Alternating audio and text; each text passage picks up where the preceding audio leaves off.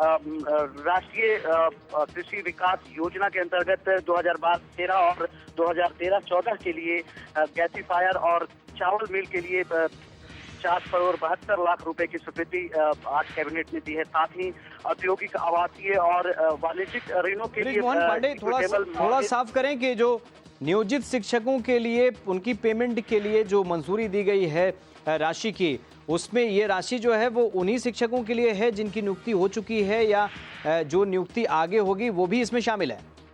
आपको बता दें खालिद की, इसमें जो 2012-13 में जिन्होंने काम कर लिया है, जो नियोजित शिक्षक हैं, जो कार्यरत हैं, जिन्होंने काम किया हुआ है, 66,104 पंचायत शिक्षक, प्रखंड शिक्षक और नगर निकाय के शिक्षक इसमें शामिल हैं और इनके लिए वो पैसा निर्गत किया गया है, जिनका 2012-13 में जिनका वेतन बकाया था उनके लिए दिया गया है।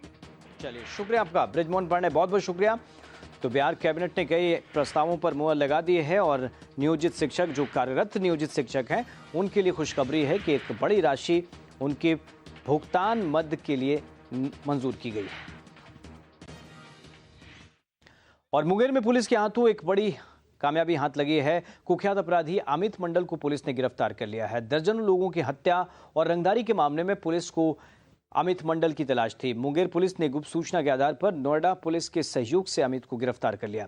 दरअसल पुलिस को इसकी तलाश 2011 से ही थी, तभी से यह फरार चल रहा था। इलाज के बहाने पुलिस वालों के सहयोग से ही यह भागने में कामयाब हो गया था। इस मामले में 6 पुलिसकर्मियों को बर्खास्त भी किया गया था। अमित मंडल की गिरफ्तारी से पुलिस ने चैन की सांस ली है।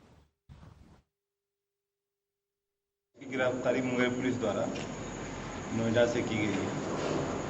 इसके विरुद्ध अब तक 17 कांड दर्ज है मुंगेर जिले में। हत्या और मुख्य रूप से रंगदारी और ये जेल से ये पुलिस कस्टडी से फरार भी हुए हैं, जिनके कारण 6 सिपाहियों की बर्खास्तगी भी हुई है। पिछले साल जून महीने में पटना से फरार हुए थे। और कटिहार के बीजेपी एमएलसी अशोक अग्रवाल को गिरफ्तारी के बाद न्यायिक हिरासत में भेज दिया गया है। इस मामले में एडीजी ने बताया कि एफएलसी की टीम मुख्यालय के निर्देश पर जांच करने कटिहार गई थी, जहां से कई अहम सबूत मिले हैं।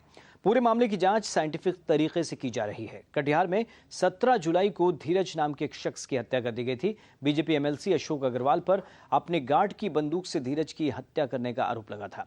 पुलिस ने इस मामले में अशोक अग्रवाल को 23 जुलाई यानी कल गिरफ्तार किया। बीजेपी एमएलसी को कोर्ट ने न्यायिक हिरासत में भेज दिया है। 17 तारीख को कटिहार में एक हत्या की घटना प्रतिवेदित हुई थी।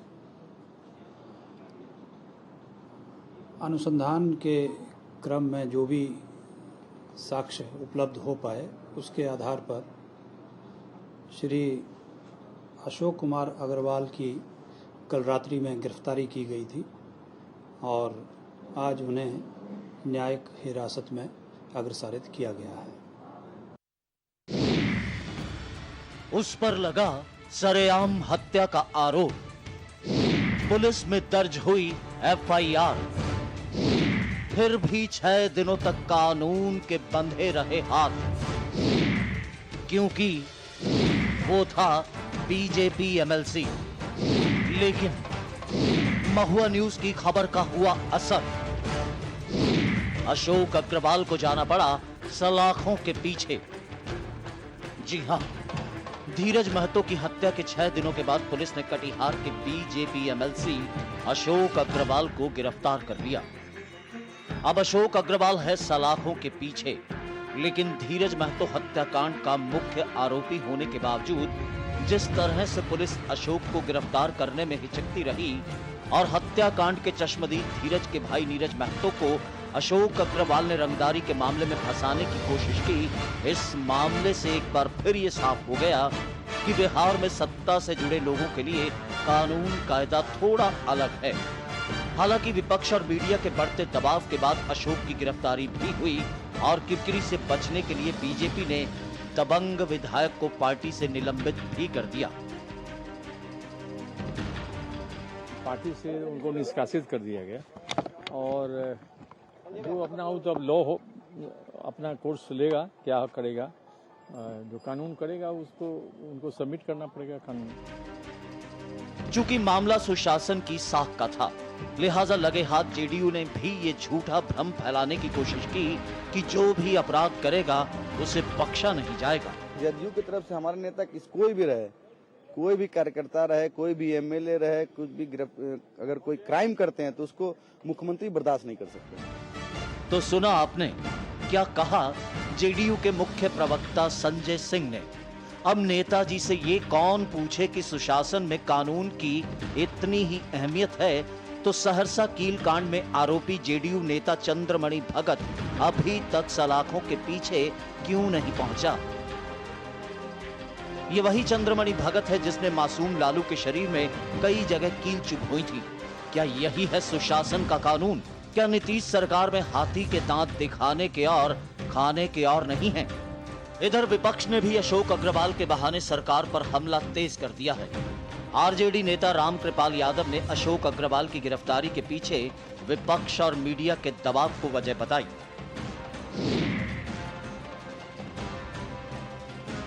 अशोक अग्रवाल पर कार्रवाई 6 दिन के बाद हो रही है। चाहे वो पार्टी कार्रवाई करे या सरकार के प्रशासन कार्रवाई करे, अगर विपक्ष आवाज नहीं उठाया होता मजबूती के साथ और मीडिया आवाज नहीं उठाई होती तो शायद अशोक अग्रवाल फिर बच जाता, जैसे कि पहले केस में बचा था। कर्मचारी को पहले भी इसने हत्या किया है। मैं पूछना चाहता हूं कि 6 दिन तक सरकार कहां थी? नीतीश कुमार जी कहां थे? सुशील कुमार मोदी जी कहां थे? इनके प्रशासन के डीजी कहां थे? ये क्या सो रहे थे? इनके पार्टी के पदाधिकारी अध्यक्ष कहां थे जिन्होंने आज कार्रवाई की है? इतना रसूख वाला है ये आदमी, इतना प्रभावशाली व्यक्ति है, इस पर कोई हाथ नहीं लगाने की हिम्मत कर सकता है।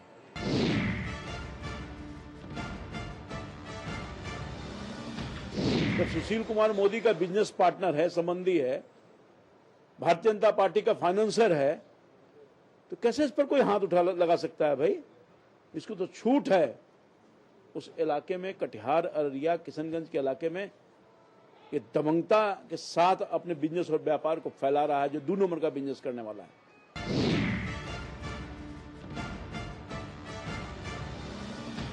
मेरा ये डिमांड है कि सिर्फ गिरफ्तारी से काम चलने वाला नहीं है। आप इसके खिलाफ मुकदमा दायर किए हैं, इस पर ट्रायल कीजिए और इसका बेल नहीं हो, इस भी ट्रायल के माध्यम से 302 के मुकदमे में जो अधिक से अधिक पनिशमेंट मिलता है वो पनिशमेंट मिलना चाहिए। ये बहुत बड़ा हत्यारा है। कांग्रेस ने भी बिहार पुलिस पर आरोप लगाया कि डिप्टी सीएम सुशील मोदी से नजदीकियों के चलते पुलिस अशोक अग्रवाल को हाथ लगाने में हिचकती है। कई ऐसे मामले हैं जहां सुशील कुमार मोदी के साथ नजदीकियों के चलते बिहार का पुलिस प्रशासन इस व्यक्ति को छू नहीं रहा है और उस पूरे मामले को लिपापोती में लगा हुआ है। मीडिया के भारी दबाव और सरकार की भद पिटने के बाद भले ही सरकार ये समझ रही हो कि अशोक अग्रवाल के खिलाफ कार्रवाई करके डैमेज कंट्रोल कर लिया गया है, लेकिन इतनी देरी से कार्रवाई और कांग्रेस आरजेडी के आरोपों से जनता को ये समझने में ज्यादा देर नहीं लगी कि अशोक अग्रवाल को सरकार क्यों बचा रही थी। पटना से ब्रिजमोहन और आनंद अमृतराज, महुआ न्यूज। तो 6 दिन बाद आखिरकार अशोक अग्रवाल को गिरफ्तार किया गया, उन्हें न्यायिक हिरासत में भेज दिया गया है। इस बीच एक और बड़ी खबर आ रही है इसी मामले से जुड़ी हुई। धीरज हत्याकांड मामले में सहायक थाना प्रभारी को कोर्ट ने नोटिस जारी किया है। कटिहार कोर्ट ने मदन कुमार से जवाब तलब किया है। सहायक थाना प्रभारी मदन कुमार से जवाब तलब किया है। पूछा है कि 17 तारीख को एफआईआर दर्ज हुई और 21 तारीख को कोर्ट क्यों पहुंचा, ये बड़ा सवाल है।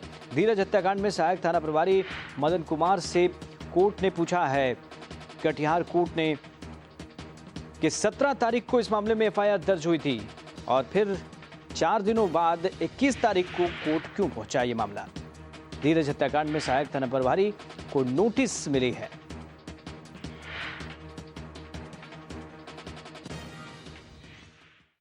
तो अब थाना प्रभारी को ये बताना होगा कि आखिर इसमें लेट लतीफ़ी क्यों हुई। कोर्ट ने जवाब तलब किया है। इस बीच जो अपडेट है लगातार हम आप तक पहुंचाते रहें। इस वक्त इस बुलेटिन में इतना ही। इजाज़त दीजिए। नमस्कार।